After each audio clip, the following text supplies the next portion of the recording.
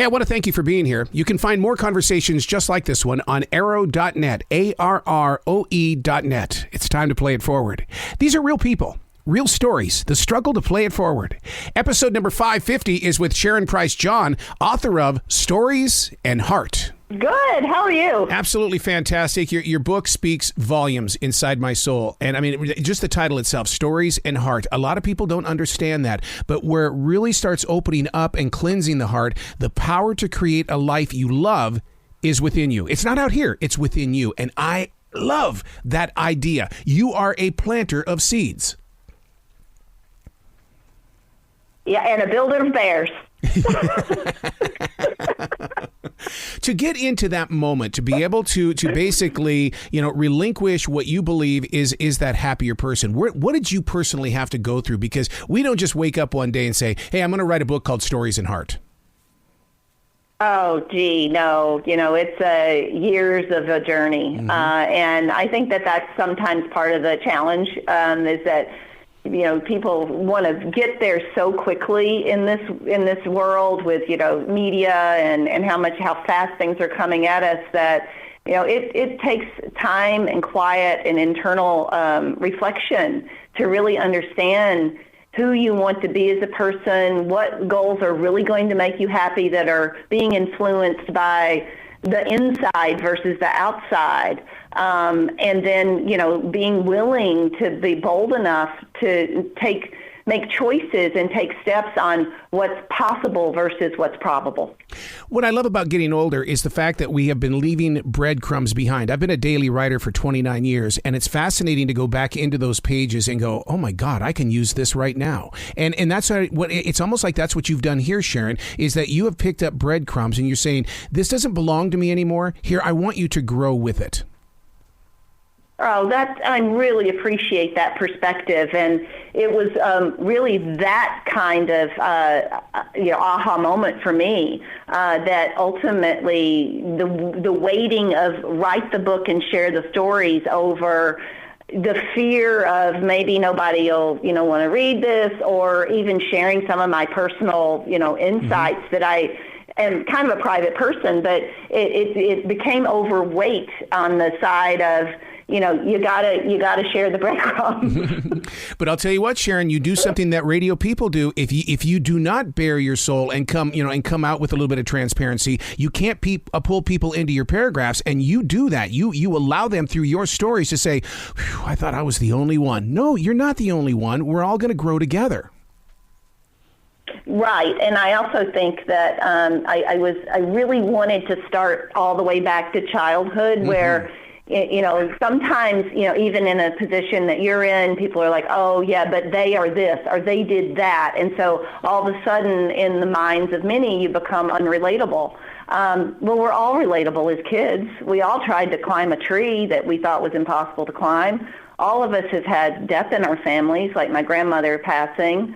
All of us, had to make some choices about whether we wanted to go to school or not, or where.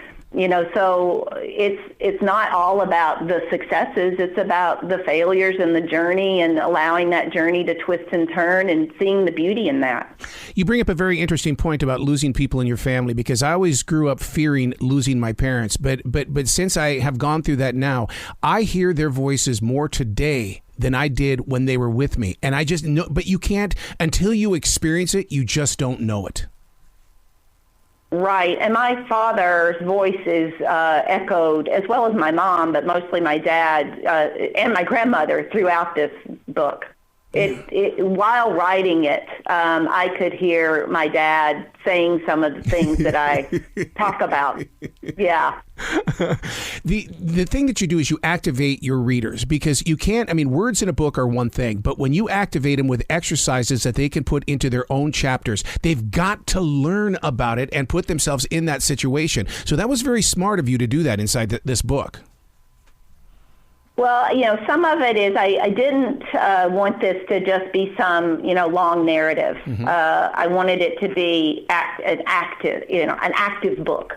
So, I broke it down into these smaller digestible sections where I sort of tell a story that sets it up, hopefully something that's a little interesting. Maybe you learn something. Certainly, I hope you relate to it.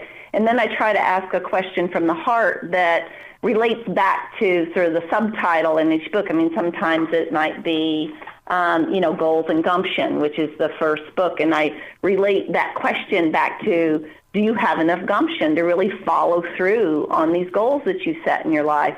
And then challenge people to think about that, what they've done. Have you gone through enough life lessons to have mastered this cycle of success? Because it becomes a habit or not of setting a goal, trying, failing, and then trying again, and then it working, and recognizing that failing is a part of the success path. And if you've never failed, you don't know where your limits are. Failure to me is fuel. That's an open eye moment.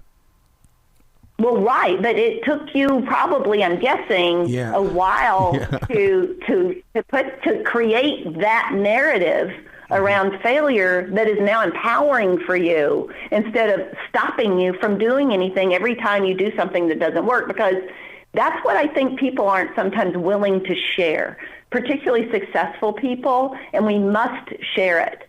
That just because without that, people have I think a misconception that if they try something and fail at that means they're never going to be successful, because clearly no one that's been successful has ever failed, and that's not true from you to Thomas Edison. Randy Bachman of Bachman Turner Overdrive and the Guess Who once told me, he says, you only know me for my hits. You don't know me for my misses. He says, you have got to hear my story.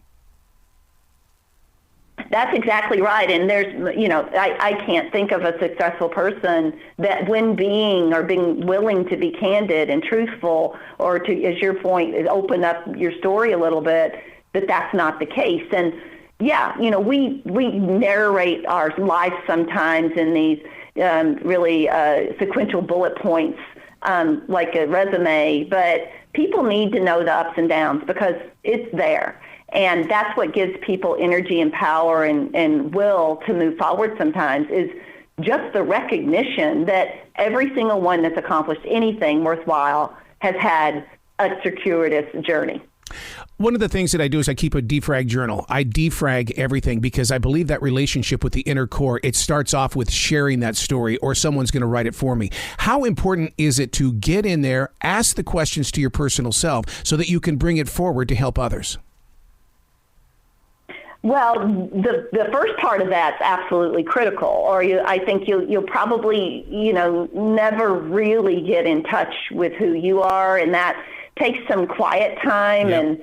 And people come up, find the different paths to do that. Some people run, some people meditate, some people do yoga, whatever it is, but your if you want to call it soul or your inner self, it has something to say to you, but the world's pretty loud. Yeah, it is.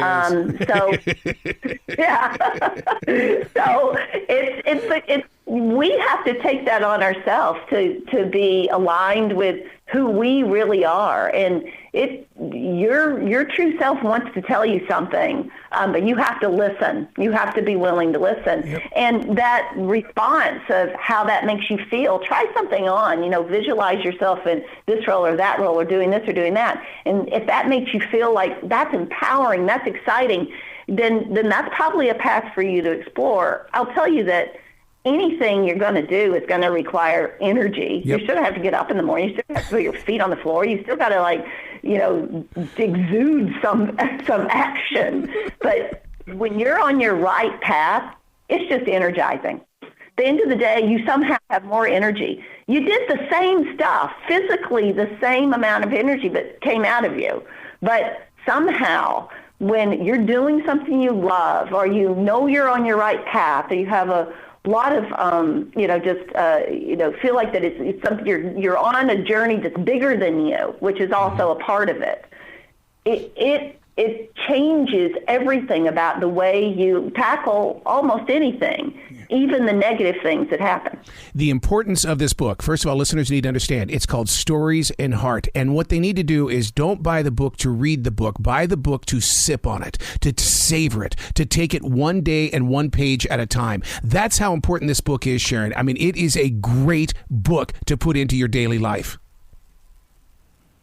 Wow. Thank you for that. I mean, that's really flattering. And at the end of the day, I mean, I think that I feel like that you're understanding that, I never wanted to write a book, quote unquote, about me. That's not the goal of this. It's really just using these stories and snippets of my life to kind of put together a blueprint, a roadmap, a road of possibilities for other people to think about their own paths and their own, I guess, from Goal Tree to 100 Wishes in Life to finding ways to get traction to stifling your negative committee. Like, these are some of the exercises that are in here that I know after speaking with so many people over time have